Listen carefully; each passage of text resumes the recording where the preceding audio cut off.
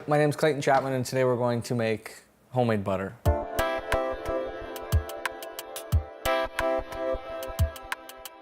Homemade butter is absolutely delicious. It is incredibly easy to make. Really kind of came to me by way of happenstance. When we opened the restaurant 8 years ago, the heart of our mission was to source local ingredients and to know where everything was coming from. Well, at that time, there was absolutely no local butter available to us, so our only option was to source local cream and make our own. It's kind of become a mission behind everything that we do.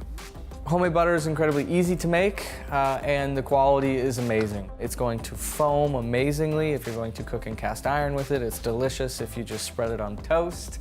And my kids eat it by the spoonful out of the fridge. So butter, 2 ingredients, at least to begin with, and that's if you're making unsalted butter. So we have local, delicious, heavy cream.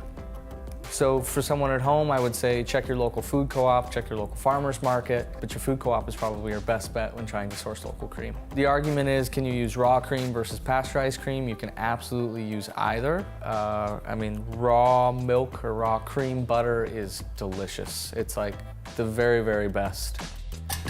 What you're gonna do is you're gonna take 16 parts heavy cream to 1 part buttermilk. You're gonna have buttermilk that's left over after you make the butter, so what I recommend is once your butter breaks, you save a little bit of that buttermilk, you put it in the fridge, and you use it next time when you make your next batch. 2 cups of heavy cream and 1 ounce of buttermilk. You're gonna give it a little stir and cover it with plastic wrap. And you're gonna let this sit at room temperature for 24 hours. If you feel like it and you want to speed it up, if you don't have 24 hours and you want to do this in say 12 hours, you want to do it in 18 hours, put this in your oven, obviously without any heat, but just with the pilot light on if you have a gas oven, or somewhere warmer in the house. So the warmer the temperature in the house, the faster the process. This sat at room temperature for 24 hours. We put it in the refrigerator until it was ice cold. You don't have to put it in the fridge before you start churning the butter, but the colder it is, the faster it's gonna churn and the easier it's gonna be on you. If it's still at room temperature when you go to churn, it's just gonna take you a little while longer. So we have about a quart of cream is what we started with. A good rule of thumb for your yield is you're gonna end with about 1 pound of butter per quart of cream you start with. So we're just gonna go right in the KitchenAid with a paddle attachment. And then you're gonna go ahead and you're just gonna kind of wrap your mixer in plastic wrap. Not a step you have to take, but you're definitely gonna wear some cream if you don't. Sometimes it works if you wipe it down with a wet towel first so that it sticks to it. Just wanna make sure you're getting all sides here. And it's gonna be kind of a messy process, there's really no avoiding it. Kind of tuck your edges in back there. Then we're gonna turn it on about medium speed. It's gonna take about 45 minutes or so. Go turn on the TV, watch a show, go for a walk, do whatever it is that makes you happy. Set your timer for about 30, 45 minutes, and then we'll come back. Awesome. So we are about 3/4 the way through the process. You can see here how the cream has gotten incredibly thick. It's just actually past that whipped cream stage. So it's gonna go from like whipped cream from like soft peaks to stiff peaks, and then it's gonna look like this. So it's starting to get really kind of chunky. You can see little clumps of the butter that are starting to form. This is exactly where you wanna be. I think there's probably only a couple minutes left in the mixer. So when you get to this point, I might tell you to pause the TV or walk away from whatever you're doing and just kind of hang tight, because once the curds of the butter form and they separate out from the buttermilk, it starts to get kind of messy.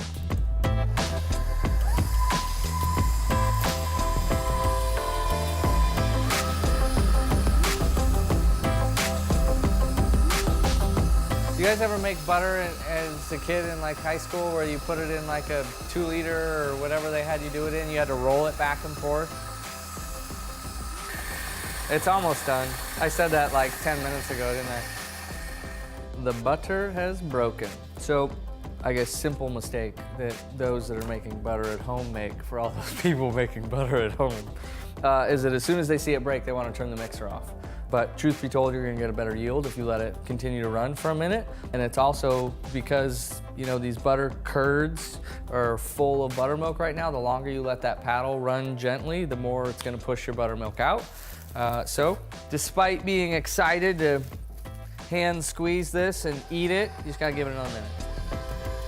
Okay, now we're talking. You can see how it's like one solid clump. This was a quart of cream, so we're looking at about a pound of butter. So, you know, you're kind of hand squeezing it all out, but I might leave a little bit in just for fun. Depending on what you're doing with it. You know, if you're cooking with it and it's gonna hit a pan, you're gonna cook all that buttermilk out anyway, so it doesn't really matter. If you're spreading it on toast, it's gonna stay in there. But you can just kind of see, like, is that not soft, supple, delicious, sexy looking butter or what? You know, it's got kind of a lightish yellow hue to it, grass-fed cream.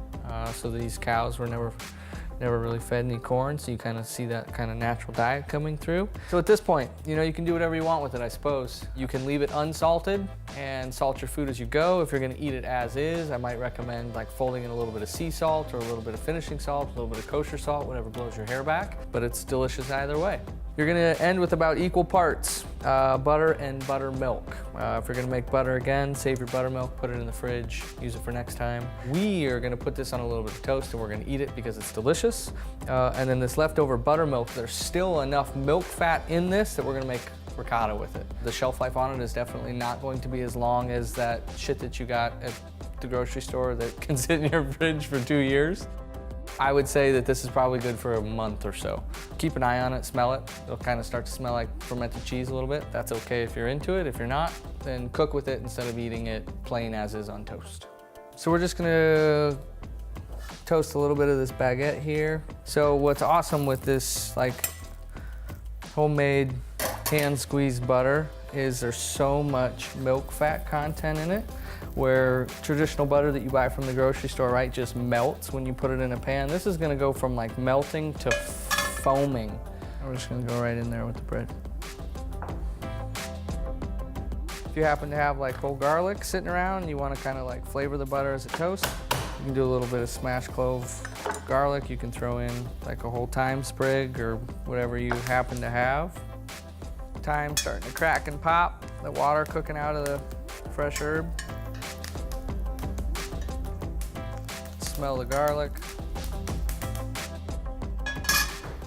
See, that just makes you smile, doesn't it? All right, so we're there, right? We're delicious, we're golden brown. Pop it off the heat. You can throw your butter on there directly off the heat. You're gonna kind of see it start to melt a little bit. Grab a nice big spoonful. Give it a little bit of salt. Why not? And you eat it. Best toast you've ever had. You have the most delicious sourdough baguette. It's been toasted in cast iron with the homemade butter. It's kind of cooked in a little bit of garlic and thyme, and you know, it's kind of browned as it's cooked, so it's kind of got that nutty, delicious flavor. You've got the fresh whole milk butter on top that's like spread on in the spoonful, and then salt for days. And it's delicious. Honest to God, when I bring this stuff home, or if I make, sometimes I'll make it at home with the kids just because it's fun, right? The stuff will be in the fridge and it'll be ice cold. And my daughter will go in, and I can tell when she's been there because there's finger swipes. It's the funniest shit. But yeah, she loves it.